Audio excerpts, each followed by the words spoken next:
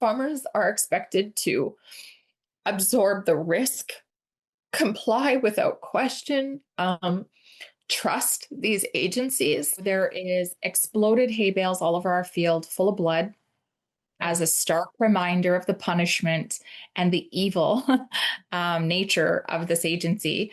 Shell casings all through the hay, through our hay field, and it's a disaster.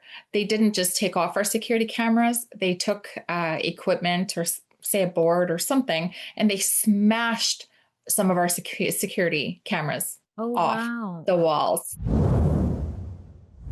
It's been 2 months since the Canadian Food Inspection Agency massacred hundreds of healthy ostriches located on a rural farm in Edgewood, British Columbia, in the name of protecting the public and animals from a virus that had passed through the herd a year prior. I'm Drea Humphrey with Rebel News, and many of you saw the horrific events that unfolded on November 6th and 7th and the months leading up to it, thanks to our coverage, which you can find at ostrichfarmdocumentary.com. But today, I want to bring you an update from the farm itself.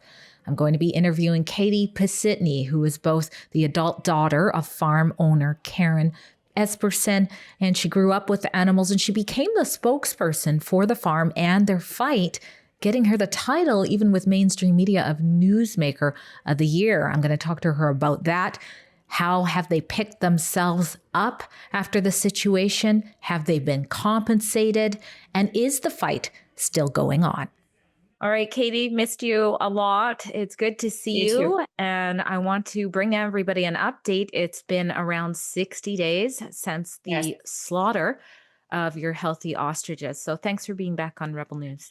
Thank you for having us back. It's nice to see you get back into a little bit of a normal routine. Mm-hmm. So it is much appreciated.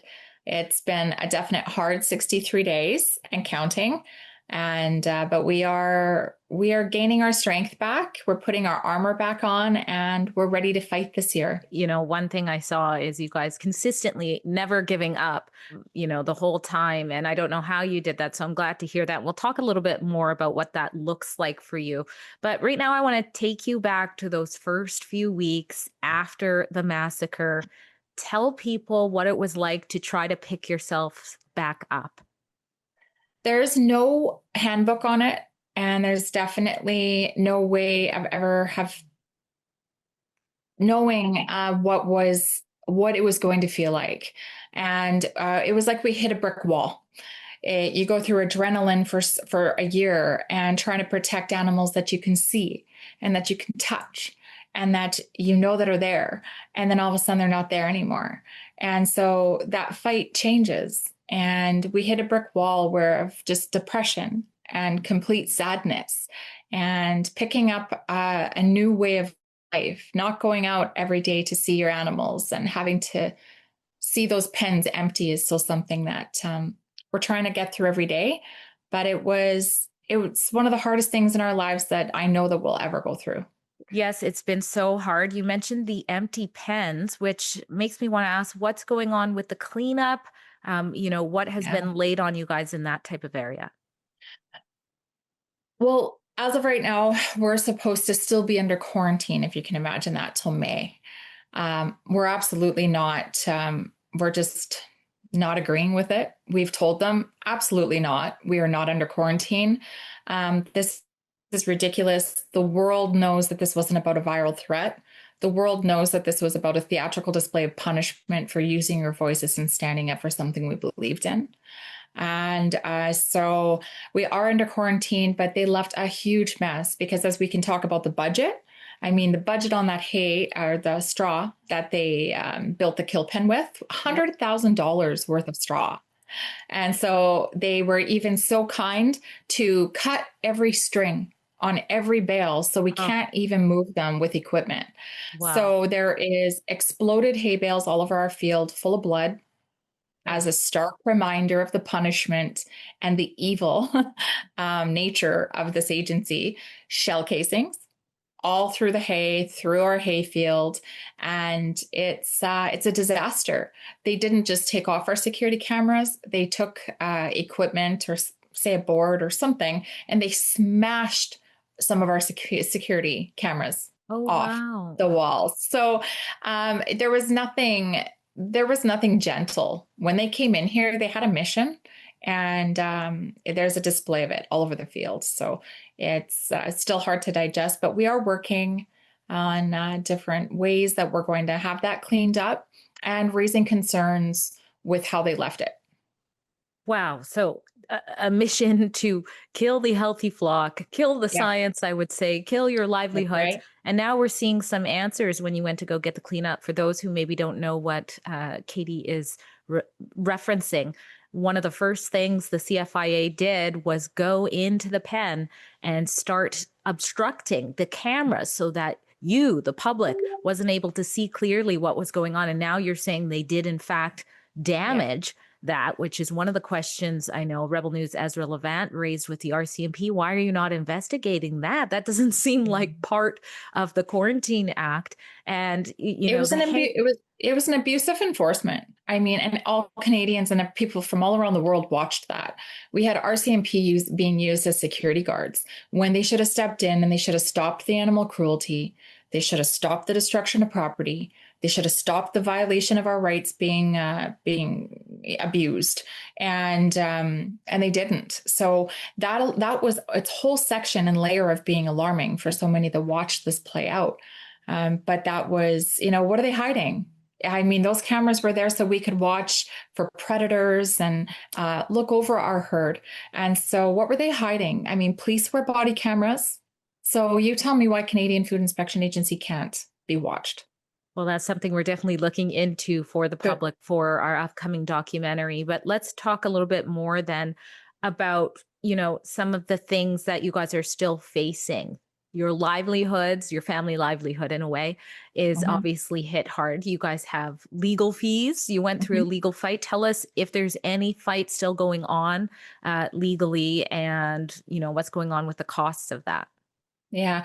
Well, one thing for sure, everybody across the world can know is that the outcome of this does not erase the responsibility. And this 2026 year, that is our mission and that is our goal: accountability and justice. So, with accountability and justice, we hope to see true change, change for protecting Canadian farmers, our agricultural sector in a whole, and Canadians, because this directly affects our food security. But I think we also are asking a big question this year, and that has to ring home really close and loud to Canadians. And that is, who protects the people who feed us? And is it Canadian Food Inspection Agency? Because then we should be really alarmed. If, all these bills being passed, that is another concern of our families this year. We never looked at these bills more closely than we are right now.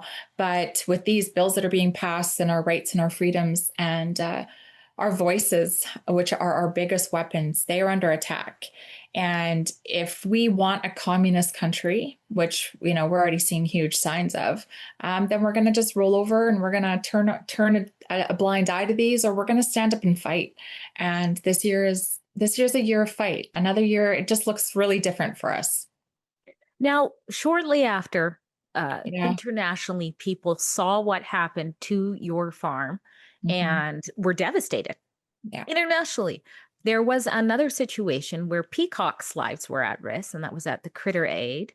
And we covered that story as well. And I assume you are aware that the Mhm. peacocks were spared, even though they were in the same animal sanctuary.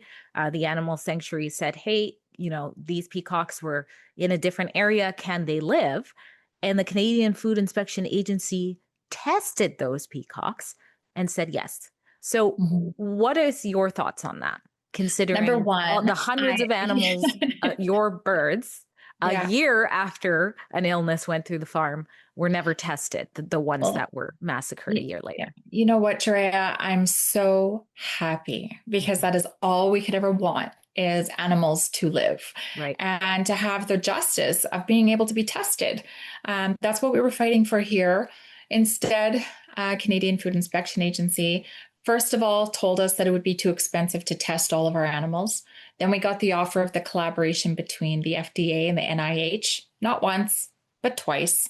They even offered to pay for the testing. Mm-hmm. And then they refused. So they continuously refused our testing. Not one of these ostriches out there that were murdered the night of the 6th and the 7th of November were ever tested. Never for active virus. They were healthy. And it leads you more down that road of I wonder why. So we are sure as a family that they stole our science. We are sure we are still missing. There was not 314, as they claim, ostrich bodies in that kill pen the morning of November 7th. So the numbers were going down prior to that. Where are our living ostriches? Some of those ostriches you saw with red markings and blue markings. Why are you sorting ostriches if you're just killing them due to viral threat? And that is everything that we're going to fight for answers for this year. Where are our living birds? What science did they take? We are watching, obviously, to see what new vaccines or things that they roll out this year. Well, as a journalist, I have to, of course, say that the CFIA has denied the claims that, that there were more than 314 birds, that they, of course, deny the claims that you're making, but we are following those very closely. Now, what about compensation? I know they were already quoting far less than what the ostriches and their eggs were worth, but have you received any of that? Are you expecting to receive any of that? No talk of compensation. We've put in what we feel that we are owed, but absolutely no compensation, no talk of it, no emails of it, just a budget of their expenditures on this killing. So it's sad to see that all there is all the money that they spent to protect these animals, to kill them, but there was nothing outlined in there for compensation. So we are still waiting for that. And as soon as we hear something, we'll definitely let you know, Drea. Now, one of the things that you say the farm is working on is a new framework. Tell us a little bit about that initiative. Yeah, something else we're really excited about this year is working on developing a new framework with a team that is very excited, very dedicated to it. That's going to protect all farmers. It's going to protect science, innovation. It's going to allow farmers to have a seat at the table, and it's going to give us some cushion, something to land on so that we don't ever have to land this hard again. And that framework is very exciting. It'll protect trade, science, as I said, but most of all, our small farmers, our large farmers, and especially with the livestock traceability coming out, which is basically digital ID for your animals. This is more important now than ever. So we're really asking Canadians to stay on board, keep watching, stay involved, and step up and rise up where you can. Even the news came out and said, Katie Pasitney, you in particular were the newsmaker of the year of 2025. What was going through your mind when you saw that? It makes me cry because I wish it was under different circumstances. I'm humble. It wasn't just my voice. It was all of ours. It was you, Drea. It was all the boots on the ground, and it was the world. It was the world that was the newsmaker of the year. So thank you, because it was the world watching this that kept them alive for as long as they did. Some of these things. And that is, farmers are expected to absorb the risk, comply without question, trust these agencies. And I would do it all over again. But I just wish it was under different circumstances. I've linked how you can find out more about what the farm is going through in the written article for this report in the description box, and we'll continue to cover their plight and other farmers to come. And we're doing so in a very big way. Many of you know, but some of you may not. We are doing a documentary exposing what the Canadian Food Inspection Agency has been doing, not just to the ostrich farm, but to others, and how this could be coming to a farm near you. We're doing that documentary style, and we need your help. If you want to help support that initiative, please go and find out how you can do so at ostrichfarmdocumentary.com.